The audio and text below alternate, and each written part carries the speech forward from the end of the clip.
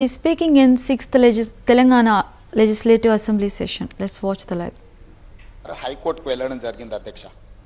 వారి petition basis మీద high court of Telangana రాష్ట్ర ప్రభుత్వానికి ఆదేశాలు జారీ చేసి ఇది ఆ కాపీ అధ్యక్ష. దాని ప్రకారము 24 అవర్స్ తిరిగే లోపలనే హైకోర్టు ఆదేశాలు ఇచ్చిన మరుక్షణం తెలంగాణ రాష్ట్ర ప్రభుత్వం చిత్తశుద్ధితో బలహీన వర్గాలకు ఎన్నికల సమయంలో ఇచ్చిన మాట నిలబెట్టుకోవాలి, 42% రిజర్వేషన్లు ఇవ్వాలి, 600 అయినా అక్కడ సూర్యుడు ఇక్కడ మొలిసినా ఇచ్చిన మాట నిలబెట్టుకోవాలని వారు ప్రాతినిధ్యం వహిస్తున్న గడ్డ మీద నుంచి 2004న శ్రీమతి సోనియా గాంధీ గారు తెలంగాణ ప్రజల యొక్క ఆకాంక్ష నెరవేరుస్తా అని చెప్పి ఎన్ని ఒడిదుడుకులు వచ్చినా ఎన్ని అడ్డంకులు చేసినా ఎంతమంది కుట్రలు పన్నినా ఆంధ్రప్రదేశ్లో పార్టీ పూర్తిగా తుడిచిపెట్టకపోయినా కేంద్రంలో అధికారం కోల్పోయినా తెలంగాణలో రాజకీయ ఒడిదుడుకులను ఎదుర్కొన్న ఇచ్చిన మాట నిలబెట్టుకోవడం కోసం శ్రీమతి సోనియా గాంధీ గారు ఒక సాహసోపేతమైన నిర్ణయం తీసుకొని తెలంగాణ రాష్ట్రం ఇచ్చిన పార్టీ కాంగ్రెస్ పార్టీ అధ్యక్ష. అట్లాంటి కాంగ్రెస్ పార్టీ నాయకుడు రాహుల్ గాంధీ గారు ఈ 42% బీసీలకు బలహీన వర్గాలకు భారత్ జోడో యాత్ర సందర్భంగా ఇచ్చిన మాటను అమలు చేయడానికి చిత్తశుద్ధితో అన్ని రకాల ప్రయత్నాలు చేసి ఎక్కడ కూడా వారే చెప్పినారు. గతంలో బీహార్లో చేస్తే అడ్డంకులు వచ్చినాయి, రాజస్థాన్లో చేస్తే అడ్డంకులు వచ్చినాయి, ఇతర రాష్ట్రాలలో చేస్తే అడ్డంకులు వచ్చినాయి.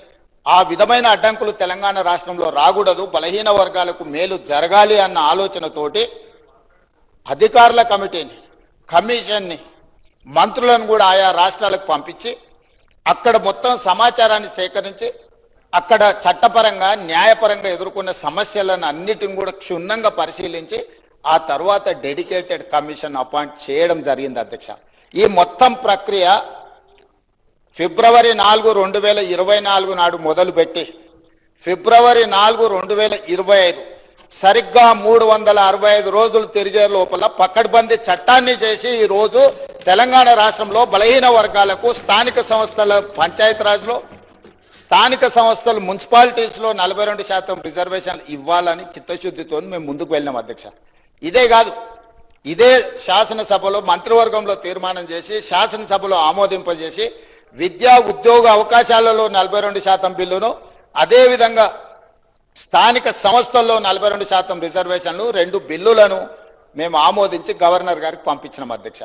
గవర్నర్ గారు వాటిని ఆమోదించకుండా రాష్ట్రపతి గారికి పంపించారు. దాదాపుగా 5 నెలల నుంచి ఆ 2 బిల్లులు రాష్ట్రపతి గారి దగ్గర ఉన్నాయి అధ్యక్ష. ఈ లోపు స్థానిక సంస్థల ఎన్నికలు నిర్వహించడం లేదు, ఆలస్యమైందని కొంతమంది హైకోర్టుకి వెళ్తే తెలంగాణ హైకోర్టు మాకు ఆదేశాలు ఇచ్చి సెప్టెంబర్ 30 తారీఖు లోపల ఎన్నికలను పూర్తి చేయండి అని ఆదేశాలు ఇచ్చింది. ఆదేశాలు ఇచ్చినప్పటి నుంచి 30 రోజుల లోపల రిజర్వేషన్లను కూడా నిర్ధారించండి అని చెప్పి ఆదేశాలు ఇవ్వడం జరిగింది అధ్యక్ష. హైకోర్టు ఆదేశాల మేరకు ఉన్న పరిస్థితులను, చట్టాలను అన్నిటిని పరిశీలిస్తే 2018లో చంద్రశేఖరరావు గారు తీసుకొచ్చిన పంచాయతీరాజ్ యాక్ట్, గంగ్ల కమలాకర్ గారు బీసీ మంత్రిగా ఉండుకుంటూ తెచ్చిన చట్టం ఏంటంటే 50% పరిమితికి లోబడి మాత్రమే ఎన్నికలను నిర్వహించాలి, 50% రిజర్వేషన్ల పరిమితికి లోబడి పంచాయతీరాజ్లో కానీ 2019లో తెచ్చిన మున్సిపల్ యాక్ట్ ప్రకారం కానీ 50% పరిమితికి లోబడి రిజర్వేషన్లు ఇవ్వాలని చట్టాలు